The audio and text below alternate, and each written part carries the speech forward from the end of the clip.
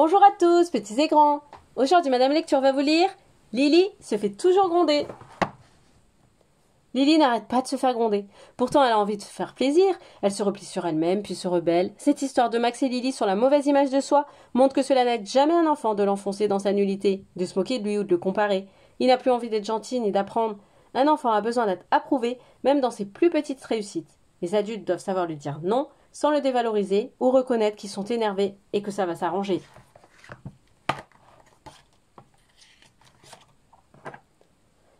Et ta leçon n'est pas apprise, c'est mal présenté, plein de fautes. Mais tes parents ne te disent rien? Si, justement, ils me grondent tout le temps, comme vous. Elle dit même que je t'empêche de travailler. Mais non, Lily, je t'assure. Viens, on va dans la cabane. On ne peut pas rester là toute la nuit, tes parents vont s'inquiéter. Si je rentre en retard, ils oublieront de me demander mes notes. Tu as de la chance avec tes parents, les miens sont tout le temps de mauvaise humeur. J'arrive jamais à leur faire plaisir. Mais ils t'aiment quand même. Mais on ne peut pas aimer quelqu'un et le gronder sans arrêt. C'est ma faute. C'est sûrement vrai que je suis nulle et méchante puisqu'ils le disent. Tu as encore traîné et nous on s'inquiète. Ah, tu nous fatigues. Tu m'accuses tout de suite, tu ne m'écoutes pas, tu ne penses qu'à toi, tu ne dis jamais rien et là pour 10 minutes. Tes minutes, c'est plutôt 1 heure. Tu n'as vraiment aucun cœur ni aucune conscience. Comment tu peux t'inquiéter pour quelqu'un qui a tant de défauts? C'est dingue. Et toi, comment peux-tu répondre si mal à ta mère avec tout ce qu'on fait pour toi? Je n'ai rien demandé, moi. Quel petit monstre. T'en mériterais une. Ça suffit, Paul, pas de violence en plus. C'est toi qui es violente, tu ne t'es pas entendu. Tu vois, en plus, tu nous fais fâcher les uns contre les autres. Ouille, arrête. Lily, arrête d'embêter ton frère. Va plutôt te coiffer pour dîner. Tu ressembles à un vieux poireau comme ça. Ah bon? Tu ne veux pas que je mette la table? Non, non, je vais le faire moi-même. Toi, tu oublies toujours quelque chose. Comment vivre sous cette avalanche de reproches? Monde cruel. 10 minutes plus tard.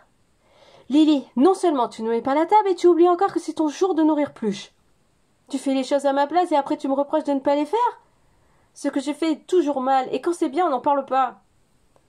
Même Max, qui n'est pourtant pas un modèle, pense à nourrir Pluche. Toi, tu le laisserais mourir de faim. Vous me comparez toujours à Max pour essayer de me fâcher avec lui. D'abord, Pluche, on l'aime autant tous les deux. Il n'y a pas une odeur de brûlé là-haut? Ouh là là, je repassais mon caleçon, j'ai oublié le faire.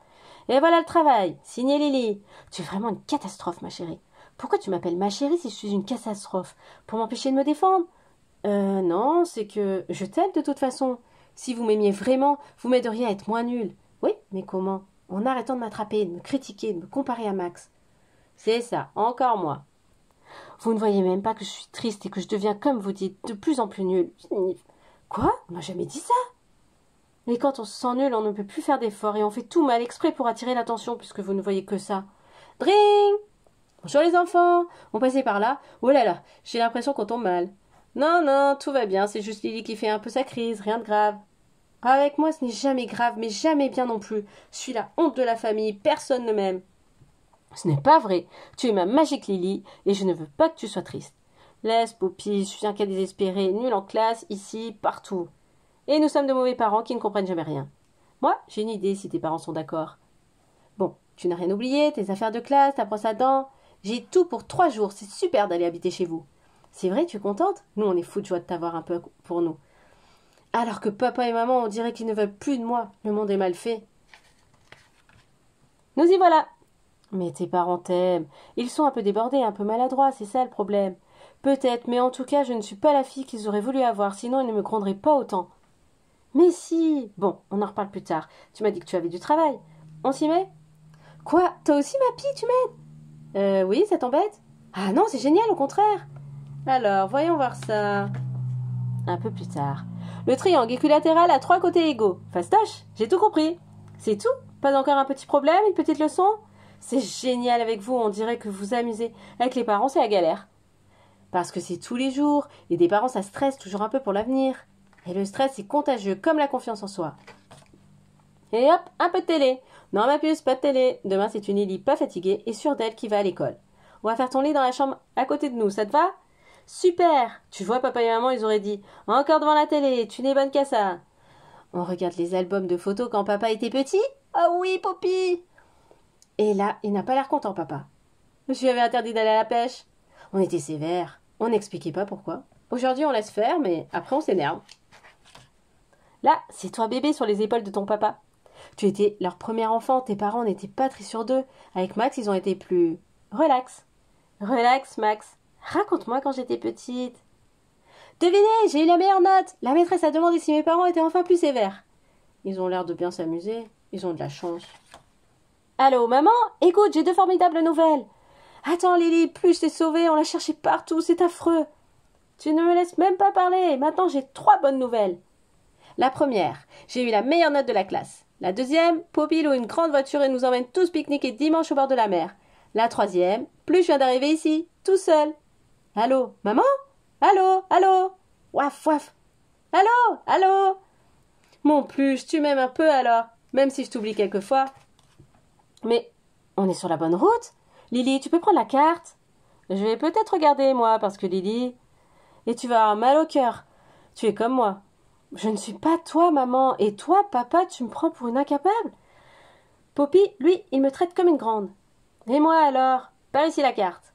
Je suis sûre qu'on ne te prenait pas pour un nul, toi, papa, quand tu étais petit. Si, Poppy s'était moqué de moi devant tout le monde quand j'avais essayé de réparer ma bicyclette tout seul. Hein, papa? Moi? J'ai fait ça? Tu inventes. Non, il a raison, je m'en souviens très bien. Moi aussi, j'étais tout le temps grondée à la place de mon petit frère. Ah, c'est pour ça.